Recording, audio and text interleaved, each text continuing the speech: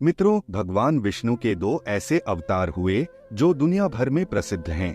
वो अवतार हैं भगवान श्री राम और श्री कृष्ण। अगर बात श्री कृष्ण की करें तो वो स्वभाव से जितने चंचल थे उतने ही गंभीर भी। उनका प्रेम प्रसंग काफी प्रचलित है जो राधा के साथ रहा। उन दोनों का प्रेम इतना पवित्र था कि आज भी उनका नाम साथ में ही लिया जाता है। लेकिन आखिर ऐसा क्या हुआ कि राधा ने श्री कृष्ण को छोड़कर आयान से शादी कर ली? अगर आप भी जानना चाहते हैं इसी सवाल का जवाब, तो बने रहिए हमारे साथ वीडियो के एंड तक।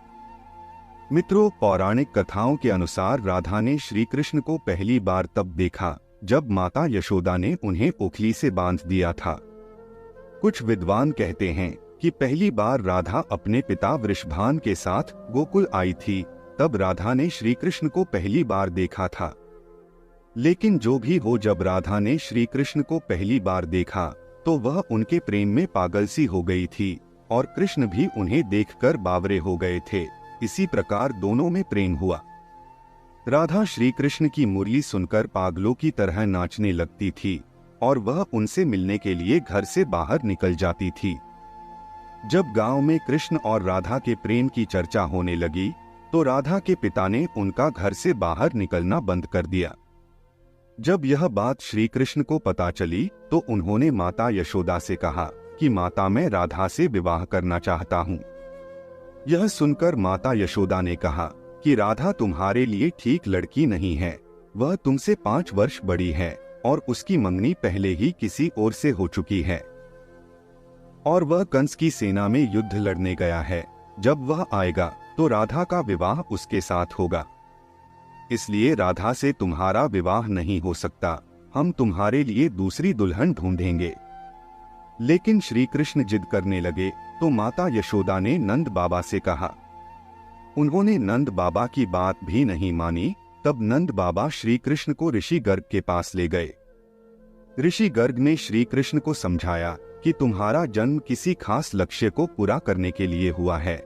इस संसार में तुम धर्म की स्थापना करोगे, तुम्हें इस गवालन से विवाह नहीं करना चाहिए।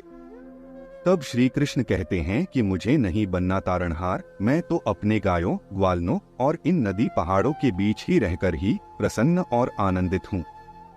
यदि मुझे धर्म की स्थापना करनी है तो क्या मैं इस अधर्म के साथ शुरुआत करूं कि जो मुझे चाहती है और जिससे मैं प्रेम करता हूं उसे छोड़ दूं? यह तो न्याय नहीं है। ऋषि गर्ग हर तरह से समझाते हैं लेकिन श्री कृष्ण नहीं समझते।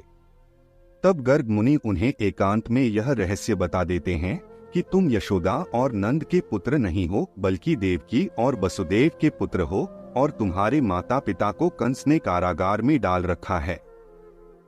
यह सुनकर श्री कृष्ण कुछ भी कहने की स्थिति में नहीं रहे और फिर उन्होंने कहा, कृपया मेरे बारे में और कुछ बताइए।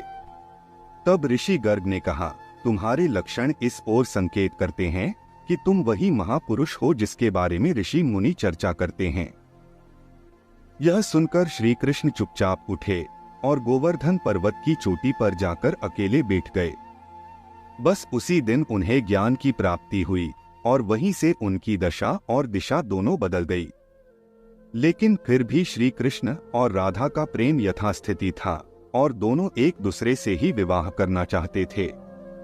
कुछ समय बाद कंस के बुलावे पर श्री कृष्ण को वृंदावन छोड़कर मथुरा जाना था।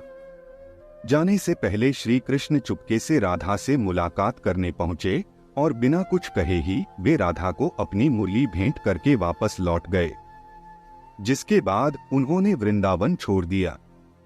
कुछ समय बाद समाज के दबाव में आकर राधा को अपने पिता के कहे अनुसार विवाह करना पड़ा। उनका विवाह यशोदा के भाई आयान के साथ हो गया और राधा को अपनी एक नई दुनिया बसानी पड़ी।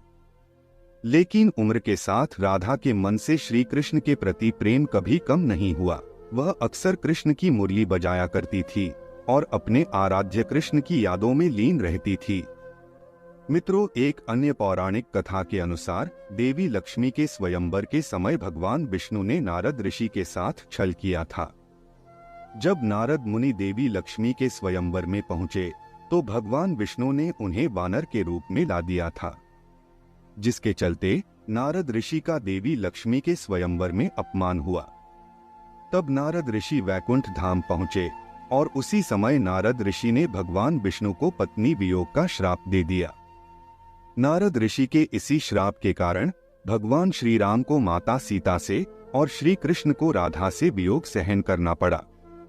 मित्रों, आशा करता हूँ आपको हमारी यह प्रस्तुति अच्छी लगी होगी। अगर आपको हमारी यह प्रस्तुति अच्छी लगी हो तो वीडियो को लाइक और चैनल को सब्सक्राइब करना ना भूले।